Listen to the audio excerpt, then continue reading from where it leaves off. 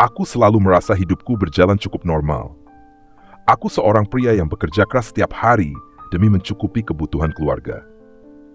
Istriku, Maya, adalah wanita yang aku kenal sejak muda.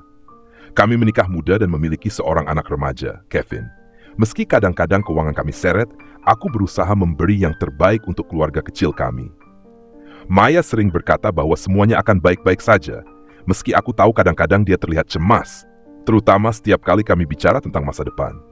Hari itu, aku baru saja pulang kerja setelah lembur. Ketika membuka pintu rumah, aku melihat Maya sedang duduk di ruang tamu. Wajahnya terlihat sedikit gelisah. Kevin, anak kami, sedang di kamar, sepertinya sedang asik dengan kegiatannya sendiri. Biasanya, Maya tak akan seperti itu jika semuanya berjalan lancar. Aku merasa ada yang aneh, tapi aku tak ingin langsung curiga. Saat aku menyalakan televisi dan duduk di samping Maya, aku bisa merasakan ada jarak yang tak biasa antara kami. Maya memang jarang bicara akhir-akhir ini. Awalnya aku mengira ini hanya masalah sepele, mungkin kelelahan setelah menjalani rutinitas, tapi entah kenapa, ada sesuatu dalam diriku yang merasa tak nyaman. Ada semacam firasat buruk yang mengendap di hatiku. Lalu, di tengah kebisuan itu, ponsel Maya tiba-tiba berdering. Aku melihat sekilas nama di layar, dan ada yang aneh. Nama itu bukan siapa-siapa yang aku kenal. Aku tahu seharusnya aku tak perlu merasa curiga, tapi ada sesuatu dalam diriku yang merasa gelisah. Aku hanya terdiam dan berharap itu hanya hal kecil, hanya perasaan paranoid saja.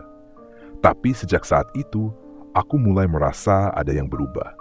Beberapa hari setelah kejadian itu, aku mulai merasa ada yang salah. Maya semakin sering menghindar dan berkata pergi ke tempat yang tidak jelas. Setiap kali aku menanyakan lebih lanjut, dia selalu memberikan jawaban yang samar.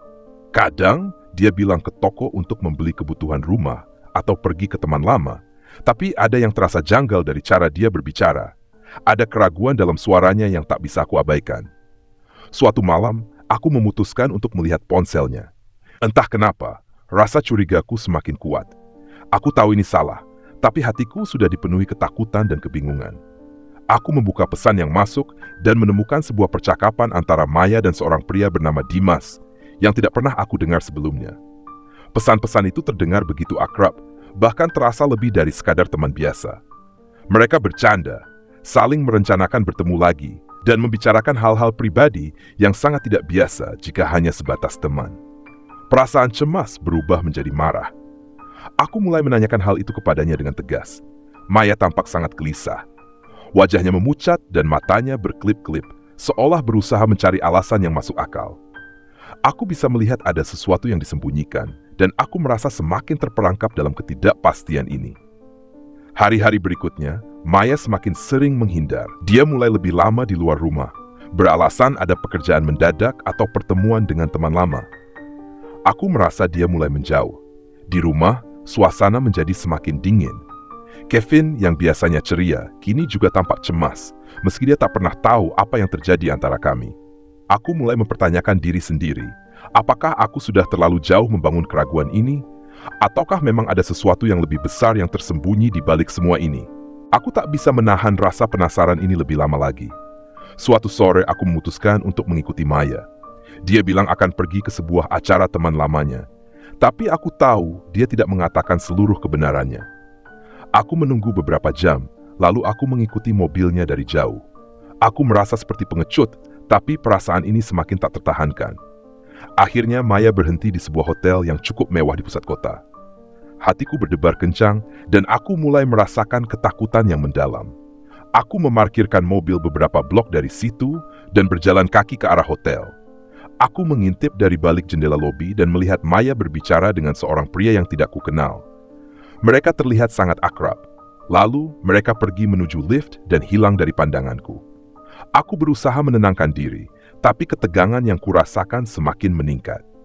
Aku berlari ke arah hotel, masuk melalui pintu belakang dan bersembunyi di balik dinding. Aku menunggu mereka keluar, dan setelah beberapa menit mereka muncul kembali, tertawa bersama. Maya tampak begitu bahagia, sementara pria itu memegang tangannya dengan mesra. Mataku terbuka lebar dan dadaku sesak. Aku tak bisa menahan diri lagi. Aku melangkah maju dan memanggilnya. Maya! Suaraku terdengar kering dan tajam. Wajah Maya berubah seketika. Dia terkejut, tetapi tak ada penyesalan dalam tatapannya. Apa yang kamu lakukan di sini? Tanyanya berusaha menenangkan aku. Tapi aku sudah tak bisa mendengar alasan apapun. Aku merasa hancur, dunia ini terasa runtuh seketika. Namun, itu belum semuanya. Maya, dengan raut wajah yang kaku, mulai menceritakan segalanya. Dia mengakui bahwa selama ini dia berselingkuh dengan pria ini, dan yang lebih mengejutkan lagi, dia memiliki utang yang menumpuk akibat kebiasaan belanjanya yang berlebihan. Semua masalah ini disembunyikan dariku, tanpa pernah aku tahu sedikit pun. Tapi aku masih bisa mengatasi itu, karena meskipun marah, aku masih mencintainya. Kemudian, Maya mengatakan sesuatu yang membuatku terdiam. Kevin bukan anakmu, Rico, katanya pelan, suaranya hampir tak terdengar. Dia anak dari Dimas, dari hubungan kami yang sudah lama. Jantungku berhenti berdetak. Semua yang aku percayai, semua yang aku perjuangkan untuk keluarga ini, hancur dalam sekejap. Aku merasa dunia ini tak lagi memiliki arti. Anak yang kuanggap sebagai darah dagingku ternyata bukan milikku. Aku tak tahu harus bagaimana. Setelah kejadian itu, aku pulang ke rumah dengan langkah terhuyung, kepala berputar, dan perasaan tak karuan. Maya sudah menunggu di ruang tamu, dan Kevin yang mendengar keributan itu hanya bisa diam di pintu kamar, menatap kami dengan tatapan kosong. Aku ingin marah, tapi kata-kata terasa terlalu berat untuk keluar. Apa yang harus kukatakan kepada anak yang selama ini aku cintai dan rawat seperti darah dagingku sendiri? Maya mencoba menjelaskan, tapi aku tak bisa lagi mendengarnya. Kepercayaanku sudah hancur, dan tak ada kata-kata yang bisa memperbaiki apa yang sudah terjadi. Aku menatap wajah Maya yang penuh dengan rasa bersalah, namun aku tahu dia tak bisa mengubah apa yang sudah terjadi. Bahkan jika dia meminta maaf sekeras apapun, itu tak akan bisa mengembalikan semuanya. Aku melangkah menuju pintu depan dan berhenti sejenak. Aku butuh waktu untuk berpikir, kataku, suaraku pecah. Aku tidak tahu apakah aku bisa melanjutkan hidup ini bersama kamu, Maya. Aku mengabaikan panggilan Maya yang terus memanggilku dan keluar dari rumah itu dengan hati yang hancur. Hari-hari setelahnya aku mulai berpikir tentang masa depan.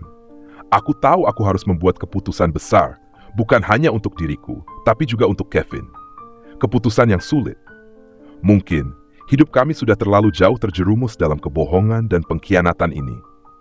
Aku memutuskan untuk bercerai dan mencoba untuk melanjutkan hidup, meskipun dengan hati yang terluka dan tak tahu apa yang akan terjadi selanjutnya.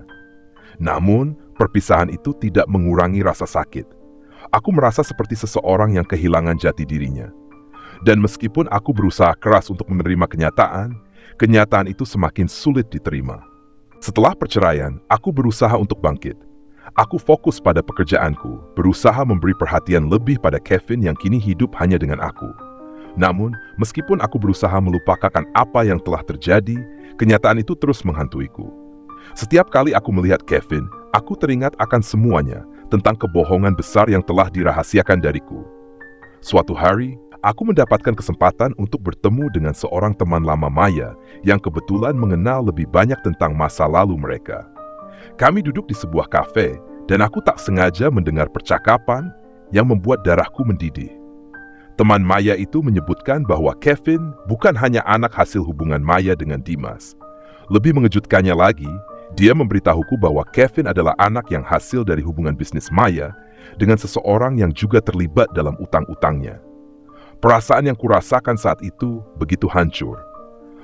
Aku tidak hanya dikhianati oleh Maya, tetapi juga oleh kenyataan bahwa aku telah membesarkan anak yang bukan darah dagingku.